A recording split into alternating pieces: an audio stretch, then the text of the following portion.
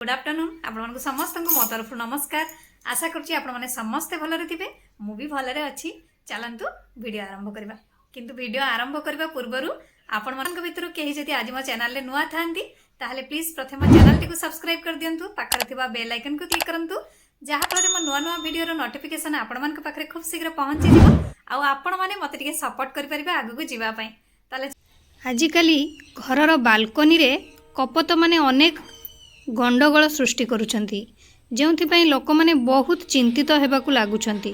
ग्रीष्म समय रे कपत माने एक छाई स्थान आवश्यक करंती जोंथिपाई से माने लोकंग घरर बालकनी को मैला करी सेठी आतंक सृष्टि करथांती तांको हिसाब रे, जोटा कि आम घरे तो बहुत देखिबे आम घरे केमती रूम भितरे पूरा एंट्री करची कपत आउ से बसा करची माने तांकर कोन गले जणे रही जिवो पिला हे जिवो उड़ी जिवे पुणी नेक्स्ट आसबे एमती कि चारि थर आसिकी जणे माने चारिटा कपत आसिकी पिला देकी जाई सलानी। एबे देखंतु आउ गोटे तो घरर बालकनी को मैला करबा एमानकर आदत, किंतु घरर बालकनी तो ठीक अच्छी बालकनी कले बाहरटा, किंतु यदि घर भितर को एंट्री करती ताले केमती कोन ताको सफा करबा कपतर आतंकर मुक्ति पाइबा पई आज आमे एपरि एक आश्चर्यजनक उपाय जानिबा जहाकू कि आमे अप्लाई करी हमर घरर बालकनी सब बेले सुंदर रखिबा एवं कौन सी प्रकार समस्यार सम्मुखीन होगा आउ आमको पड़बनी।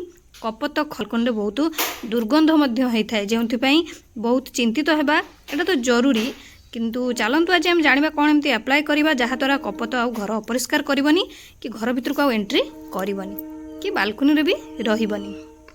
अनेक थर लोक माने विभिन्न पद्धति चेष्टा करबा परे मध्य हार मानती, किंतु आज आमे एपरी एक पद्धति कहिबा जोटा कि जानिबा जेउ कारण कपत गुड़िक आपण घरे केबे भी आसबे नहीं।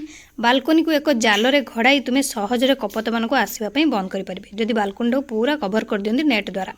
जेतेबेले कपत माने अनेक आतंक सृष्टि करबा आरंभ करंती सेतेबेले सेमानंकु घरु दूर रे रखिबार एक पद्धति अत्यंत प्रभावशाली जोटा कि बालकनी को सब जाल रे आच्छादित करबा जहाँफल कपत माने आउ बालकनी को भीतर को आसवा बंद करदेबे एवं बालकनी आमर सर्वदा परिष्कार रहिबो। नेट द्वारा आपण माने कपत को आसिया पे जोटा कि बारण करि परिबे।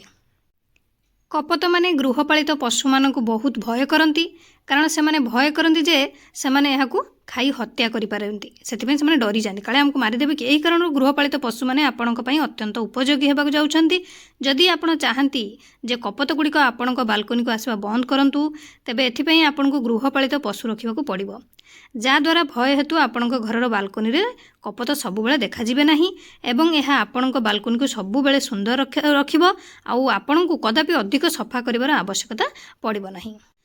आपण निज बालकनी रे किछि नकली पक्षी मध्य स्थापन करि परिबे, ता थ्रू भी आपणकर घर को जोटा कि बालकनी को आ कपत आसी परिबे नै। कपत माने समान को देखिया पई आसबे निहाती, कारण कपतर आतंक बहुत वृद्धि पाई जोटा कि कपत माने छाई खोजिबा बालकनी रे साहाय्य मध्य करंती, जोटा साहाय्य नै थाने छाई रहिबा पई घर भितरटा को हो कि बालकनी के होइताउ जेंतु से माने आपण घरर बालकनी को अपरिष्कार करथांती।